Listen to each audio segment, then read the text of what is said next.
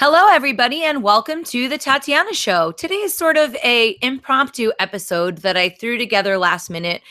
For those of you who have been keeping up with my Instagram, my Twitter, and my 5,000 other forced social media interactions that I have to deal with on a daily basis, you will know that I was on a cruise, the Contra Krugman cruise, with all the people that think Paul Krugman is wrong and they like to make fun of him, which I think is a very funny concept for the cruise.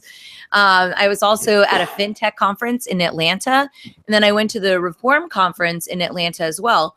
I just wanted to say a couple notes about the cruise itself, and then I'll kind of go through my other travel schedule. But, you know, I was on the cruise, and it's Tom Woods and Bob Murphy that are the organizers.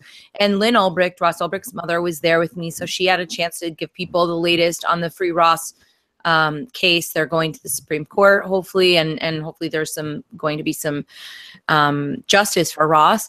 But there were also a couple other people at the conference that I wanted to bring attention to because I was so impressed with everything that they were saying and their talks. Michael Bolden from the 10th Amendment Center, he had a really great talk, and he'll be coming on the Tatiana Show soon, so you can look him up. And there was also Dave Smith, who's a comedian with a audio thing called Libertas. And he also has a podcast called Part of the Problem. So Dave is going to be coming on. And I had some doubts about a libertarian comedian being funny, because usually the only qualification is having the same political view versus actually having to be funny. But he was really great. And it was really neat hearing about it. It was nice to see the resistance is strong. And I've always felt like comedy is such a great way to fight the power. And you can't stop the funny. Even in today's culture where, you know, there's a lot of policing of what's funny or not. But, you know, when you make people laugh, you get them on your side. So it was really neat to meet Dave. And then Scott Horton, who's going to be coming on the Tatiana Show hopefully this week. He has the Scott Horton Show. And, you know, I learned a lot from him because he's an anti-war journalist. He has a podcast. He knows all these different things. He just wrote a book. I think it's called A Fool's Errand. And it's about what happened in Afghanistan. And I've always really admired Scott's work, but I've been very intimidated because he talks about Yemen and all these different cities in the Middle East. And nobody likes to feel stupid, right? So he does make me feel a little bit uninformed, but he told me that, you know, you've got to really just hang in there. And then eventually you start to get it. And I think with that, a little bit of a mind opening and not forcing myself to understand everything, I got a lot out of his talk. And Yemen is a big hot mess, everybody. So yeah, check out his work, scotthorton.org, or the Scott Horton Show, something like that. I don't know, I'm a terrible plugger. But anyway, so it was really neat and I had a really awesome time. And then right after I got back from the cruise, I went to Manage, which is a ICO chatbot kind of AI conference that was in Boston. And that's where I saw Arry, who's going to be coming on the show in just a little while. Arry's from the Storm Project, and she's doing a lot of different interesting things. And I've seen her speak a few different times now, and every time I'm like, Arry's so cool. So I'm happy to have her on the show. They're doing a big ICO later this month, so it's going to be neat to talk a little bit about that because I think it's actually a really useful, cool blockchain project. But before we bring on Arry, I wanted to bring on Richard Jacobs, who's helping organize, or is the organizer, I'm not sure if you're sharing that title, for the Bitcoin Super Conference, which is in Dallas, February 16th to 18th. And I'm going to be doing a talk there. And I wanted to give Richard a chance to talk a little bit about the conference. So if people need to plan, it seems like a pretty big event, and hopefully people can come down to Texas. But welcome to the show, Richard. Thank you for joining us today. Yeah, Tatiana, thank you. I appreciate it. Yeah. So tell me a little bit about why crypto, what happened? How did you end up planning this conference? Give people a little background. Yeah, about a year ago, I was all caught up in the Trump versus Hillary election, and That's worthwhile. Well, it wasn't, because it was stressing me out and it was just negative. And I know. You know, I started thinking, what would I rather fill my head with? And that's future tech type stuff. You know, artificial intelligence, 3D printing, you know, Bitcoin, etc. So I decided to start a podcast on it called Future Tech Podcast. And I started interviewing companies in these various spaces. And out of all of them, blockchain and Bitcoin was like the most interesting. So I kept at it, and I started going to a local meetup that Well, it looks like we lost Richard. We're never going to find out what happened at the local meetup, but we'll give him a minute and hopefully he'll call us back. I guess, there's a lot of different people that are brought together with cryptocurrency. And I was thinking when he mentioned, oh, here he is. Oh, I lost you for a second. Okay, Richard, fill us in. So you were saying that you started going to the local meetups? Yeah, so I was doing the podcast, going to local meetups, and I just got more and more interested in crypto. And as of this date, I've done, well over 200 interviews with different companies in the space. And I just finished a book called Bitcoin, Ethereum, and Blockchain, what I learned from interviewing 200 plus companies. So I wanted to get more involved in the space. I'm not a developer. Sure, I could probably come up with some new token or something, but I don't think the space needs that. So how can I help it grow? I figured I'm going to put on a conference, and the whole goal is to showcase people the uses of blockchain. It's not just for money or remittances. It's for identity and for voting and for logistics and all that. So that's how the whole idea came about, and that's where it all came from. Very cool. And tell me a little bit about what is the focus of the conference? Like, what kind of speakers do you have? You want to do use cases, but can you give us a little bit more about who and what people will see when they go? Yeah, I'll give you some examples. So we have Anish Mohammed. He's going to talk about quantum cryptography. How's that going to affect blockchains? Will it destroy Bitcoin and other blockchains, or will they adapt and grow from there? So that's one. We have Salt Lending. They allow you to borrow against your crypto holdings without having to liquidate it. So if I have 100,000 in crypto, I could borrow, 80,000 of it, put a down payment on a house, and I don't have to liquidate my crypto, which is great. For instance, that's super neat. Isn't Eric Voorhees working with that project? I think so. Yeah, he's an advisor on their board. Yep, definitely. Cool. Yep. Yeah, I had him on the show a few weeks ago. I remember him mentioning it and thinking it was really neat. Yeah, and speaking of the devil, Eric Voorhees is going to come too, and he's going to talk about Shapeshift and Prism, their new way to invest. It's a little bit complicated to explain. I'll let him do it, but he's going to be there. It made so much sense when he explained it, which is, not my strong suit when it comes to explanation. So I'm always really impressed when somebody can explain it, because I think the layman is really the person that needs to understand. But maybe that's just my opinion. No, I agree. In regards to that, we're going to be having a beginner's class on Bitcoin and Ethereum for people that know nothing. How do I get it? What's a wallet? How do I buy and sell, receive and send, etc.? The reason why is that, a lot of people attending are going to be enthusiasts, but there's a big component of like 40 to 70-year-old people. They have money because they're older. They're interested in crypto, but they're like skittish about it, and there's not a lot of education. So I want to reach out to that demographic and get them as well. Well, all those people need to put their money into crypto and not in the US dollar, because I don't know how, well, whatever. I mean, that's a little conspiratorial, but I'm not so hopeful about the US dollar. My returns on Bitcoin have been significantly higher than the dollar has ever done for me. Definitely. Cool. So that's neat. How many people are you guys expecting? 800. And we've sold, we just hit the 300 mark in terms of ticket sales. So we're going to get there. My goal is to sell... Yeah, a third now, a third by the end of the year, and the last third for the last rush. But I want to make sure that we fill up, and it looks like we're going to. So far, so good. It sounds like it. So how much are tickets right now? Are there any kind of specials if people are getting them earlier on or anything? Yeah, we have a whole bunch of affiliates. News, BTC, Crypto Insider. I mean, so that's giving people 10% off. Obviously, for listeners of this show. We'll post an affiliate link for you guys, so you'll get 10% off tickets. And tickets right now are about $597, so it'll be $530, $520 with the discount. And it's a 3-day conference, so I think the price reflects you hearing 40 plus speakers and 3 days, all day, all night of content. So it's going to be a big event. I think that's a pretty affordable price tag, and I like to see things coming in at a price that people can afford. Because otherwise, it's just a bunch of bankers talking about crypto, which is always kind of funny.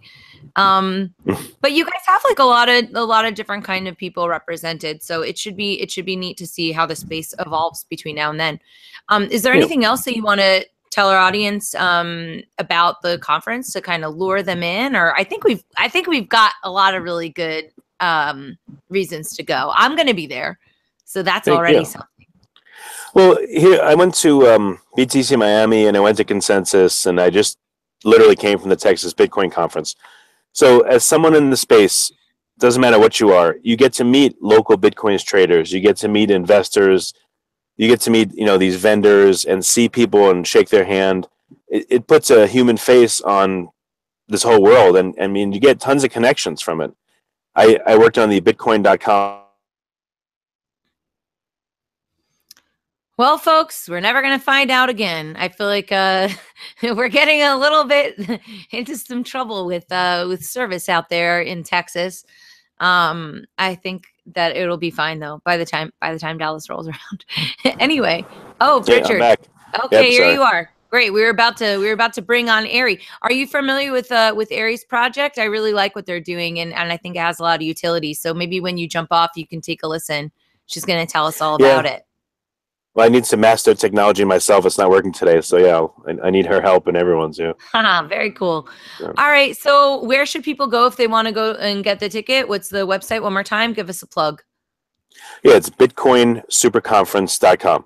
All right, great. Dallas, February 16th to the 18th. Take your Valentine's for a weekend of blockchain. I'm sure they would totally love that there in Dallas.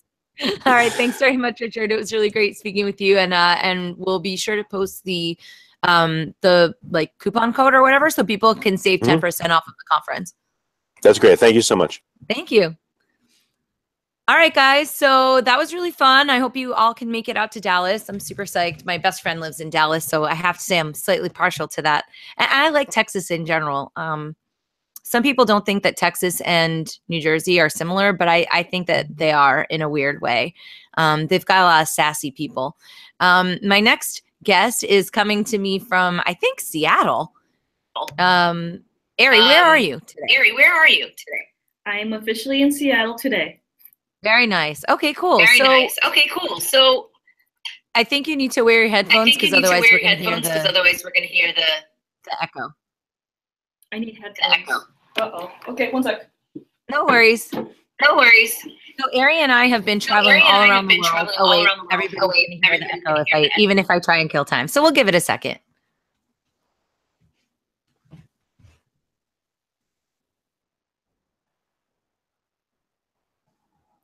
Okay, Arry, you can unmute yourself now. Perfect. How's this? I think much better. Okay. Cool. So Arry and I have known each other for a little while. We met for the first time in Aspen at the Nexus conference, which was really neat. And I thought, wow, this chick is a real badass. And I liked her. And I thought I have to have her on the Tatiana show. And maybe you could tell everybody a little bit about your background, and then we can get more into Storm and Cake Codes and what you guys have been working on. But tell me a little bit about how you ended up in the crypto space. I always think that's an interesting thing because people come from all over. So how did I end up in the crypto space? I think we officially ended up in the crypto space because my husband and I were actually angel investors in the company that I'm COO of right now. So started off as angel investors and just amazing traction being reported by the CEO. And then he asked me, hey, why don't you join as the COO? Uh-oh. And then I said, hey, sure, totally, I'm in. So that's how I entered the crypto space. But my background actually started in the world of music and art. And then I went into the world of technology. And that's how I entered the crypto space. That's what I want to know. What happened? What were you doing in music and art? And then how did you end up in tech? Because I think creative people, I have an aversion to technology, but as I get older, I'm like, oh, I need to make technology my friend because technology helps. So tell me a little bit about your background. Let's see, how do I make it faster? In the first 20 years of my life, I thought I was going to go to Juilliard. And so I spent most of my life practicing the piano, doing violin, classical musician. Classical music taught me how to be really good at pattern recognition and also looking at everything as a sort of musical instrument. And so came out of school and I worked for this general manager doing parties for him because party planning seemed really fun. And then he looked at me and he literally said, hey, you're Asian, you know how to do math. I need an analyst. And most people will be like, oh my God. I was like, yeah, I'm Asian. I'm not the best at math, but how hard could it be? It was really hard. It was the hardest job I've ever had. But I learned the world of reporting, Excel, access databases, all this sort of stuff. And then from there, I got recruited into the world of consulting. So I started working for the big four consulting firms, doing reporting and CFO advisory stuff, and more business intelligence and data warehouses. What did you study in college? Business? Asian studies and music. Oh, seems like you were very prepared for your work life. Not at all. Like my first project, the project manager sat me down and he's like, "Hey, so do you know how to code in SQL?" And I said, "Nope." He dropped a book in front of me. He's like, "You have 3 days to learn how to code." And I said, "What?" He's like, "In the meantime, I'd like you to build rational diagrams in Irwin." I was like, "I don't even know what you just said." Just what I have learned is that I'm really good at learning fast. And then from data warehouses into web apps and mobile apps, did that for about 4 or 5 years, leading development teams. Again, not technical, but if you know where you're going and you're able to talk to the business guys and figure out what they're trying to accomplish, and then you're able to talk to the technical guys in a language that they understand, you can sort of be the bridge. And so I've always been that bridge between business and technology, working with technical teams and or business teams. And then as I got really, really good and more experience with that, I started doing the solution architecting, which meant I was doing a lot of the sales stuff. So I got really good at the sales stuff. And then here I am. Got into the world of startups over the last 4 years. That's quite a story. And I think it's really, really important to have somebody who speaks both languages. I work with a lot of different teams, and sometimes it's like I wish that there was a little bit more glue. So I always like seeing teams that are kind of mindful of that sort of thing. Can you tell me a little bit about Cake Codes versus BitMaker versus Storm Token? Because there's a lot of action going on over there. Yeah. So in the journey of a startup, usually the first name that you come up with and like the first structure and your first like proof of concept prototype that you evolve, over a couple of years until you hit this thing called product market fit. That's what Cake Codes and BitMaker is. Cake Codes is the company, original company name. And it was founded by 2 kids out of college, a guy named Calvin and a guy named Kevin, hence Cake, C-A-K-E, Codes. And I just thought that they were into cake. Oh, we do eat a lot of cake, like every week with this team. But that's beside the point. And then they created this app called BitMaker. And back in 2014, they were really into big blockchain and Bitcoin, but there's all that Mt. Gox and Silk Road and all this boohoo in the media about the space. So they were like, I think there's other people like me who would like to earn crypto, but in a not so risky way. And so they created BitMaker, continued to grow it. Then Simon came on board, I think a year in, and he's like, oh, this is great. You guys are growing this users. But what is BitMaker for people that don't know? Like, what does it do? Originally, it was watching videos, 5 seconds to 30 seconds, and you would get paid, 2 cents to, a handful of cents in Bitcoin, which was actually quite a lot back in the day in 2014, right? Sure. If you held on to it, it'd be worth a lot more. Holy crap, yeah. And then, so now it's evolved into trying out different products and services. So if you try out Hulu for 30 days, you can get like $15 in crypto. If you try out Final Fantasy, you can get like $30 in crypto. Like we have a lot more offers, and we have a lot more offers to add, of course. But it's a way for people to try out different products and services, get paid in crypto. It's no risk. All you have to do is put in, 5 minutes of your time off your mobile device, and that's it. And so we were able to hit that product market fit area earlier this year in January, February 2017. And so that's where we decided, we've actually solved the problem. We're solving a really big global problem around microtransactions.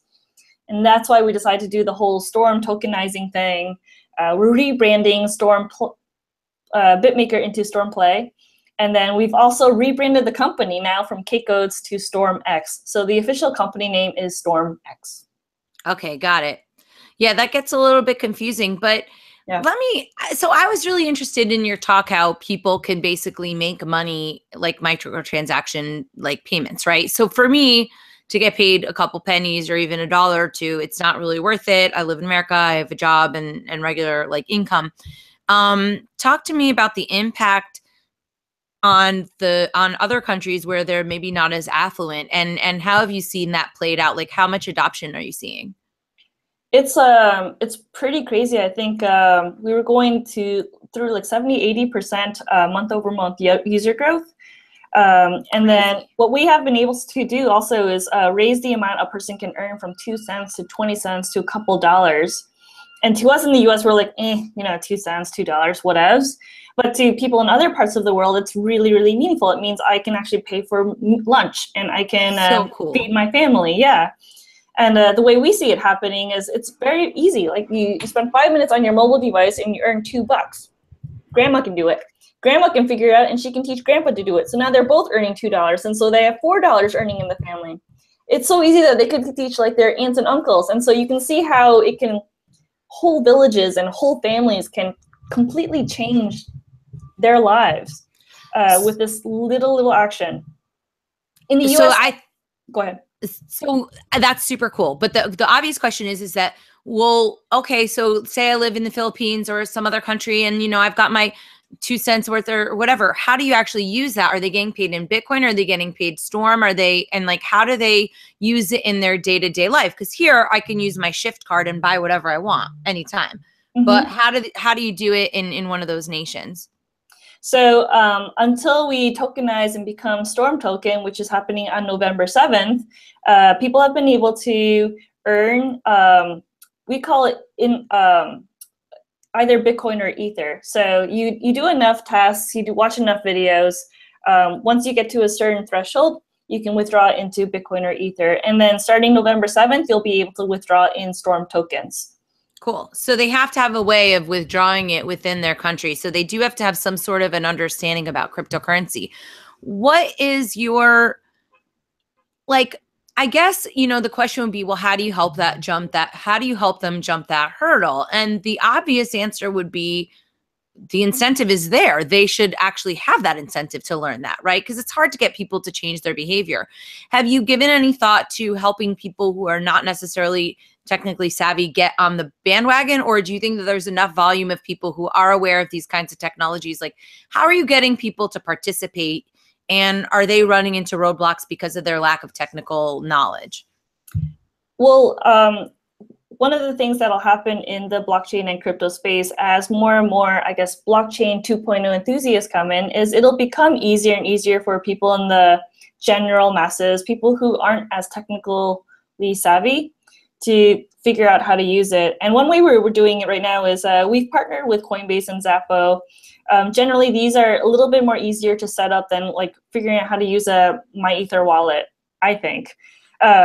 And so that's the minimum requirement. Someone just has to set up your wallet, and then you hook it up. You enter your wallet address into the BitMaker app, and that's literally it for setup. And then you just have to have a mobile device, and you have to be able to pick which applications you want to do. Wow. You have a confused look.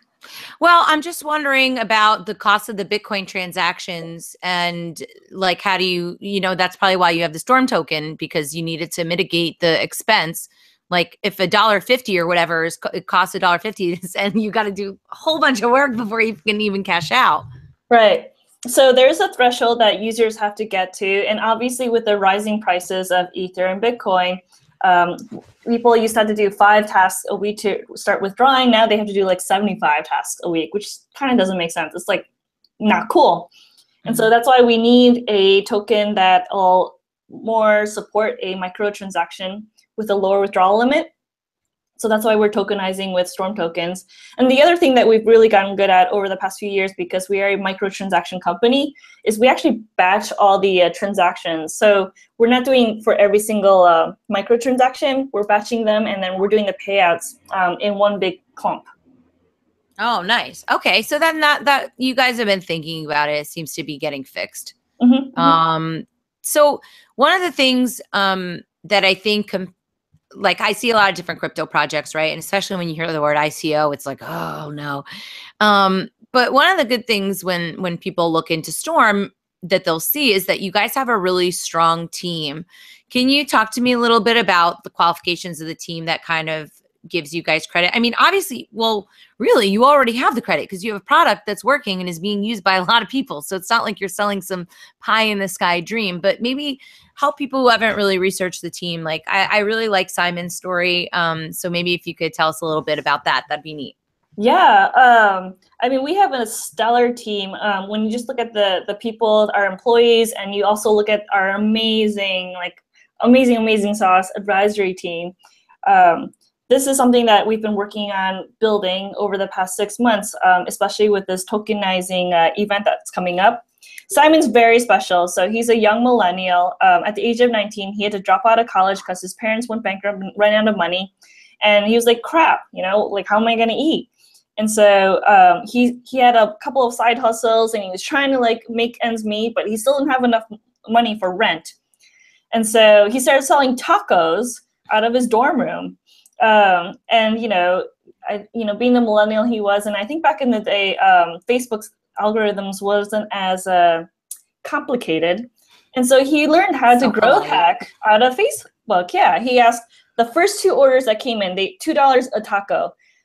I ordered tacos, and he messaged Simon back and said, "These are the best tacos I've ever had in my life." And Simon goes, "I'll give you another free taco if you like tweet that or Facebook that." Guy Facebooks it, and then within he grew that from $2 in tacos, the first $4 in order, to $10,000. He turned that $10,000. He traded that on somehow investing in Dell and IBM and some blue chip stocks. Turned that into $30,000 in less than a year, and then he turned that $30,000. He bought a taco truck, and so now he has a mobile taco truck, and he uses data to figure out where the best location is for tacos, and then he turned that into a multi-million-dollar business. And so the guy is just, if you talk to him, he's a very good nose for figuring out what consumers want, listening to their demand, and getting that feedback, and then turning it into a sustainable, scalable business. That's his special sauce. He's just really good at it. And well, it seems like you guys have already been doing that. So yes, way to go.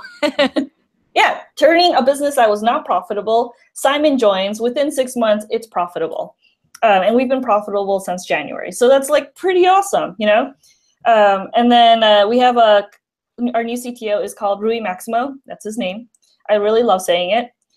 Is that his real name, or did he just make it up? He's I'm going to watch, I don't know, Conan or something and make up a name, Rui Maximo. Rui Maximo. It's the coolest name ever. So I'm always totally. Hi, Rui Maximo. What's up? He's half Portuguese and half Chinese, so it's a very interesting mix. He speaks fluent Portuguese, which is really, really cool. 25-year veteran in software security, worked for RSA. He's a mathematician and cryptographer. He started a program in Solidity about 3 years ago, so he's pretty well versed. He's leading the tech team. He has a really quiet way of leading the team, and so he's always thinking about the energy of the team. And so if people are starting to look a little sleepy after lunch, he's like, "All right, everybody get on the floor and let's do some push-ups, or let's do some jumping jacks." So the entire dev team, they'll stand up in the middle of the day and start doing jumping jacks, and we're like, "What?" Yeah, but it works. That sounds really fun. I am not going to do jumping jacks with him. I'm a little too lazy for that, but I'm glad that he's leading a good health effort. So the Storm team will have a long life. Let me ask you, so I go to a lot of different Bitcoin conferences, and I don't know if I've really run into many people from your team there, but now you guys are is that an accurate assessment that there wasn't a lot of Bitcoin blockchain attendance from the team until recently? Because I know that you've been speaking up a storm, Simon's all over the place. Was that a strategic thing? Or, I mean, I think it's really hard to travel around quite a bit too. Well, so where can people catch up with you guys in person, I guess is the real question. I guess until recently, because we did our seed raise earlier this summer, and then we did the pre-sales of the token at the end of the summer. It wasn't until very recently where we could even afford lunch, let alone to travel. And so we did a small angel round. That was the round that I came in with my husband. That was their first time that they started traveling. So end of December is when they first started traveling out to different conferences. They could only do one every other month because it was that expensive. And then we got a couple more angel investors at the beginning of the spring. And so he hit a couple more conferences in May, including Consensus in New York City. And so as we've gotten more funds, we've been able to get out more. I think coming up, we're planning on getting to DevCon in the Cancun. I'll be out and about. I don't really know. If there are any suggestions on where we should be, we're totally open for it, because this is, we want to go where the people are and where we're wanted and where it might be interesting. Well, I have a couple suggestions. You know, I'm doing the Polish conference December 1st and 2nd in Warsaw. Oh, And I would think that you guys would do well with Eastern Europe type clientele and like kind of engagement. And then I'm going to do the Latin American Bitcoin conference at the beginning of December, and that should be really fun for sure. So we could talk about that offline. We're due for a call either way, but yeah, I think it's going to be neat to get to go to Poland again. I have family out there, and I'm going with the Zen Cash team, and they're yeah, awesome. They're so fun. well, they're my peeps, and I'm going with them first. We're going to Poland, and then we're going straight to Bogota. So if you want to get in on our little bonanza, you let me know. Totally. Yeah, it's going to be really cool. I just bought my flights and everything, and you know, I have family in Warsaw, and it's really neat to go to Poland because I can speak in Polish, but now I'm doing public speaking a little bit, so it's just a neat experience, something a little bit different. So if we go there, there will be a lot of pierogies and vodka involved. So buck up. Anyway, all right, cool. So I think it's probably a good time to wrap, but I wanted to give you one last chance to tell people, because people can get in on the sale now, right? I wanted to actually get some, and I was trying to figure it out. Like, do I need to be an accredited investor, or how does that work? If anybody, like, how do people actually get your token? Give me the dates. What do they get? How soon could they use it? Like, what's the spiel? Sure. So registration is open right now for anybody and everybody until November 5th. So you go to stormtoken.com, whack, token sale, or just go to stormtoken.com and you'll be able to figure it out with the navigation. You can see all of our stories and our stats and the who's who of our team. So you go in and you have to register. Registration is required for anybody that's going to participate in the crowd sale. It's really easy. Just put in your name, your date of birth, and upload a couple documents. Actually, only one document, passport or your national ID, ideally. You get verified, and then you just wait patiently until November 7th, 6 a.m. PST or 1 p.m. UTC. We are beginning our crowd sale. And that's literally it. How much do people have to buy with it? Like, what do they do in order to, okay, I registered, I'm waiting, it's the time, what do I do now? It's going to give me instructions. Do I have to have a special wallet? What am I doing? So you have to have an ERC20 compatible wallet. That could be like a MyEther wallet or Jax. We have a great partnership with them. Nice. So you take in your ETH address and you figure out how much you want to send. So we don't have any minimums, but you probably want to put in just enough to cover at least the gas cost, or your transaction's not really going to go through, right? So you just put in a little bit, you know, maybe it's 1 Ether or half an Ether, whatever it may be. And then you submit it. And then as soon as the transaction goes through, the Storm tokens will magically appear in like your Jax wallet. Or if you're using Mu, then you want to just add the, the 16-digit or 18-digit decimal thingy, and your Storm tokens will magically appear in your Mu wallet. I don't know what a Mu wallet is. You've just given me a lot of assignments. I have a lot of work to do. My Ether wallet, Mu. Oh. Like Mia without the O. Yeah, okay, I got it. Oh, thank you. That saved me some time.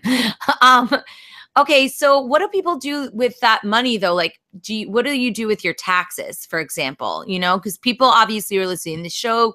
You know, all jokes aside, no one wants to run afoul of the law. So how do people deal with that? Has this been something that you can advise people on, or like, what are people doing about that? I think I'm actually new to the space, but we do believe in paying all our taxes. And so what we do is track the in date of when the tokens come into your wallet.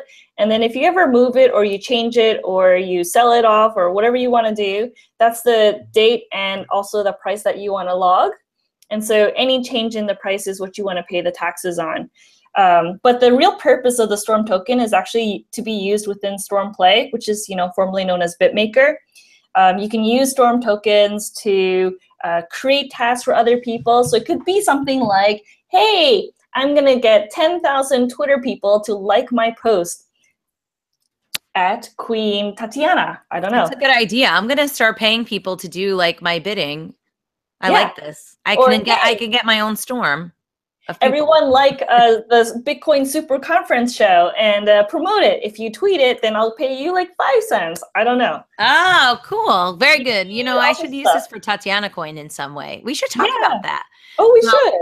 Well, Tatiana coin's a whole big mess right now because of the SEC. Like, there's been all these things. Like, we're so close, we're basically like about to launch, and then the lawyers are like, "No," and we're like, "No, wait." They're like, "Die." Yeah. So we have to find the right partner in order to solve the problem. But let me tell you something: technology is no joke. It's very, very easy to break the law when you're not even trying to. So yeah, it could be a little bit of a rude awakening, but cool. So this is very good stuff. Oh wait, tell me about Zencash. Don't you guys have a partnership with them? We do. We're working with Zencash, and actually they're one of our clients with BitMaker currently. And so yeah, I've been seeing all these emails about kind of incentivizing people, and I'm like, why am I CC'd on this? But now I understand a little better.